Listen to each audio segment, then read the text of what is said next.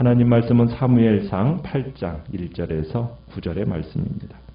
사무엘상 8장 1절에서 9절입니다.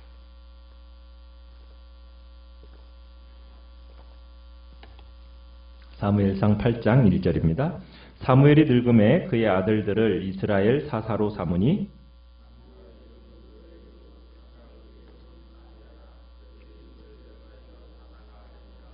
그의 아들들이 자기 아버지의 행위를 따르지 아니하고 이익을 따라 뇌물을 받고 판결을 굽게 하니라.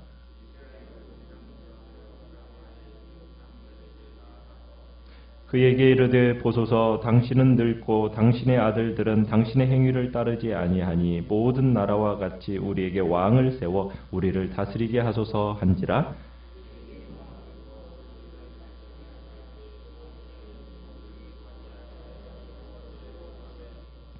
여호와께서 사무엘에게 이르시되 백성이 내게 한 말을 다 들으라. 이는 그들이 너를 버림이 아니요 나를 버려 자기들의 왕이 되지 못하게 함이니라.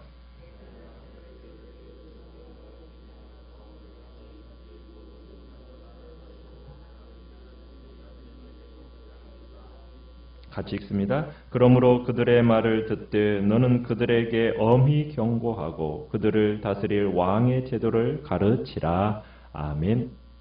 오늘 말씀의 제목은 버림받은 왕이라는 제목으로 말씀을 나눕니다. 사무엘이 사사가 되어 다스리는 동안에 이스라엘은 더 이상 주변 국가들의 조롱거리가 아니었습니다. 블레셋 사람들도 이스라엘을 이제는 만만한 상대로 보지 못하게 되었고요. 이처럼 사무엘은 국가의 위상을 강화시켜줬어요.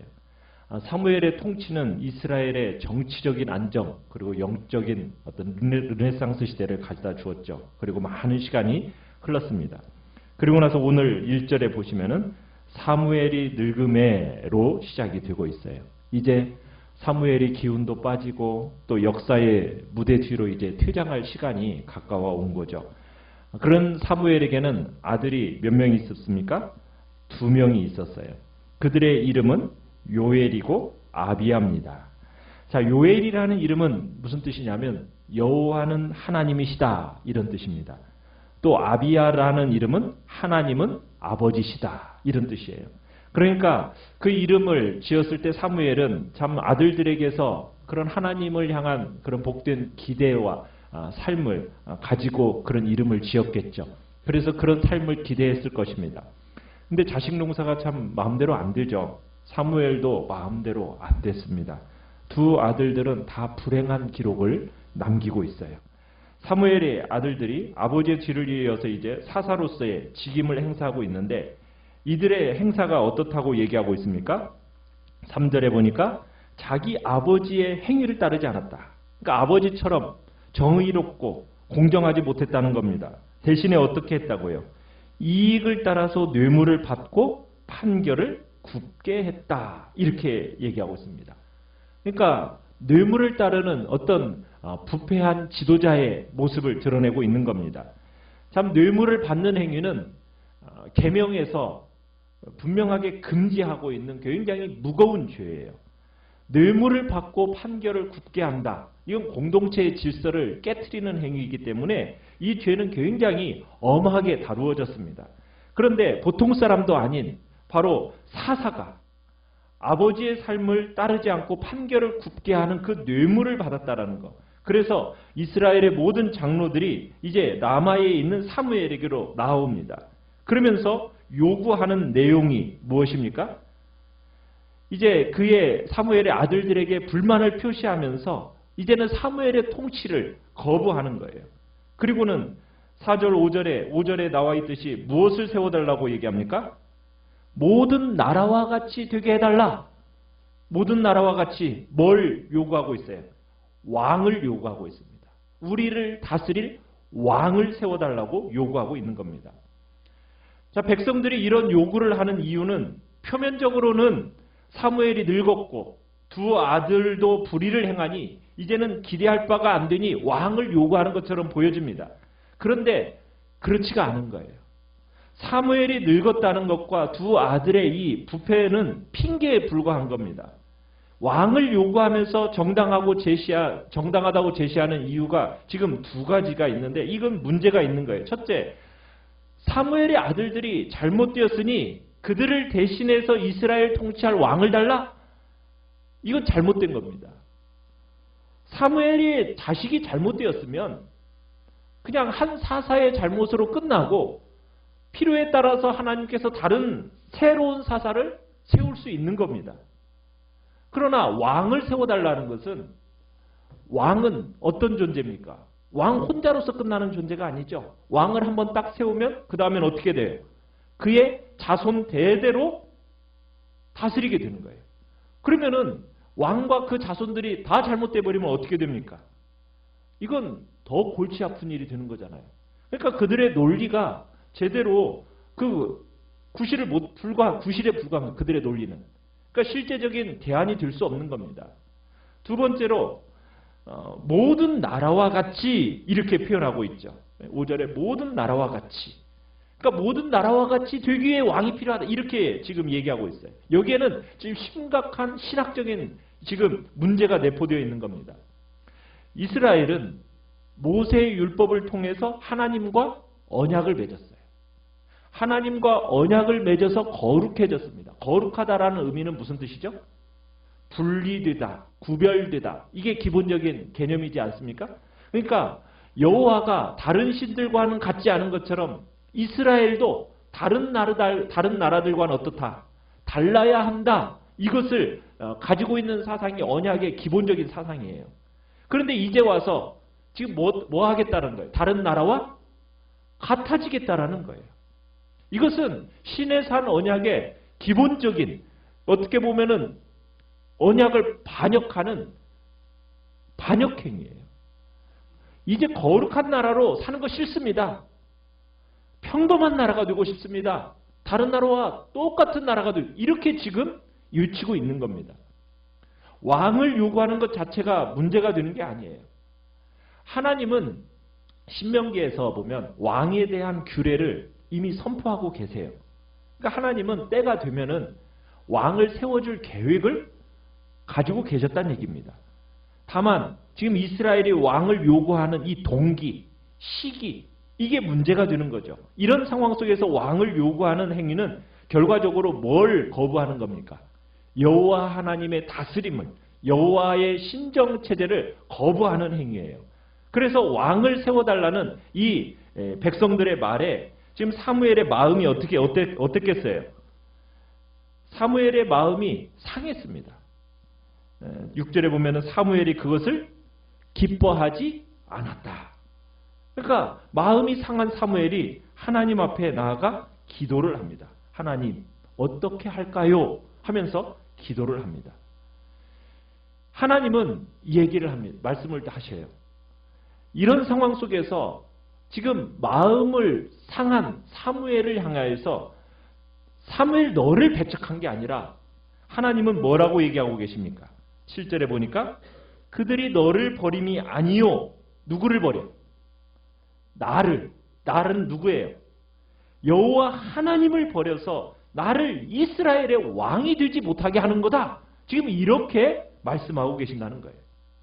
그러면서 이제 8절에 보면은 애굽에 대해서 인도한 이야기를 이제 쭉 하시는데, 하나님께서 이스라엘을 출애굽시킨 목적이 뭐냐면 억압받는 그 바로에서 구원해내서 하나님은 자애롭고 거룩하신 그 하나님께서 친히 이스라엘의 왕이 되기 위해서 그들을 구원해내신 거예요.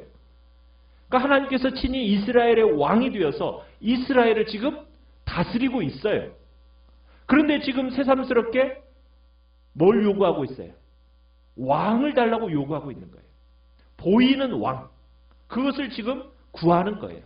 이건 누구를 신뢰하지 못하겠다라는 겁니까? 하나님을 신뢰하지 못하겠다는 거예요. 보이지 않으시는 하나님에 대한 지도력을 믿을 수 없다라는 거예요. 그래서 하나님께서는 이 요구에 대해서 굉장히 불쾌한 반응을 보이고 계시는 겁니다. 하나님과 사무엘의 이 불쾌한 반응 안에서 지금 사무엘의 지금 지도력 안에 있는 이스라엘은 지금 누구의 통치를 받고 있는 거예요? 하나님의 통치를 받고 있는 공동체란 얘기입니다. 그런데 이들은 지금 보이지 않는 하나님의 이 통치를 신뢰할 수 없다. 그러면서 우리에게 보이는 왕을 요구해야 하는 거예요. 그런데 이 현상은 8절에 나오는 것처럼 새로운 현상이 아니라는 거예요. 그들은 지금 이스라엘의 역사 속에서 계속해서 존재해왔던 특징이라는 겁니다. 하나님이 보실 때 이스라엘은 종살이 되었던 애굽으로부터 이들이 떠나올 때부터 본능적으로 하나님을 버리고 이방신을 따르려는 그 타성에 지금 젖어 있었다라는 거예요. 그래서 이스라엘의 전 역사를 보면 뭐하는 역사였다? 나를 버리고 다른 신들을 섬기는 역사였다. 그러면서 지금 이스라엘이 왕을 요구하는 것은 뭐예요?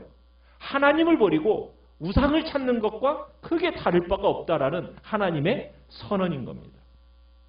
그러니까 하나님은 이스라엘이 왕을 원하는 것은 어떻게 보면 십계명의 첫 번째 계명을 범하는 것과 같다. 지금 이렇게 선언하고 계시는 거예요. 그러면서 하나님께서 불편한 심기를 표현하고 계시는 거죠. 이런 배교적인 동기 속에서 지금 장로들이 요구함에도 불구하고 하나님은 그들의 요구를 어떻게 해주십니까? 9절에 보니까 그들의 말을 들어주라고 얘기합니다. 그러니까 사무엘에게 왕을 세워달라는 백성들의 요구를 수락하는데 대신에 이제 다음 이제 보게 되는 말씀은 왕정이 초래하게 될 위험에 대해서 각별히 경고하라고 명령을 하고 계십니다.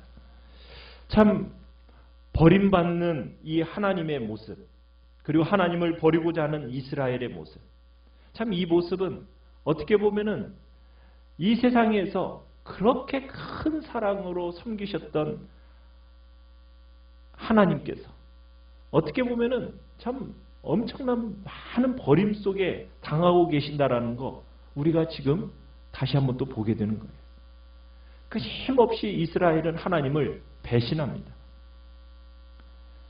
십자가 앞에서 등을 돌렸던 사람들처럼, 예수님께 등을 돌렸던 사람들처럼, 또 자신을 위해 죽으시고 부활하신 예수님을 구세주로 인정하기를 거부하는 사람들, 지금 진정으로 자신의 삶의 왕으로 모시기를 거부하는 그런 모습들, 지금 이것이 어떻게 보면은 우리가 하나님을 외면하고 버리는 그러한 모습을 지금 보여주고 있는 거예요.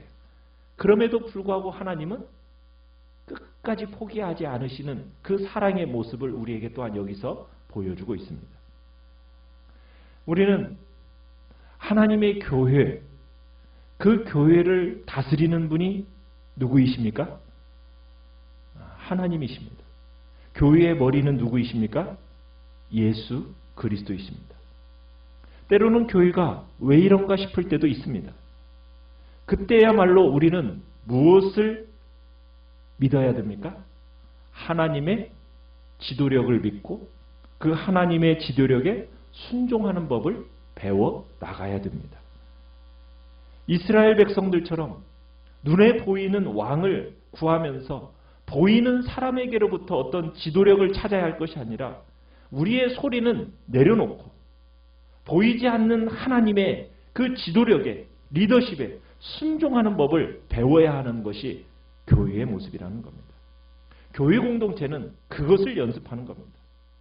무슨 일이 잘 되고 잘 안 되고 이게 중요한 게 아닙니다. 하나님은 그 속에서 세워진 리더십의 순종함을 통해 하나님 앞에 순종하는 법을 배워나가는 공동체가 교회라는 거예요. 하나님은 그 속에서 우리에게 배우기를 원하시는 거예요. 하나님을 깨닫고 하나님의 사람을 배우고 그리고 그분의 보이지 않는 능력과 그분의 보이지 않는 은총, 이것들을 배워나가는 곳이 어디다? 교회라는 거예요. 왕을 요구했던 이스라엘의 그 뒤틀린 가치관 속에서 보여주신 하나님의 중요한 메시지가 바로 그겁니다. 우리의 인생도 그래야 된다는 거예요. 당장 눈에 보이는 어떤 사람, 제도, 어떤 프로그램, 여러분 이런 것이 우리를 안전하게 해주고 우리를 보호해주는 것이 아닙니다. 우리를 보호해주는 것은 누가 보호해주시는 겁니까?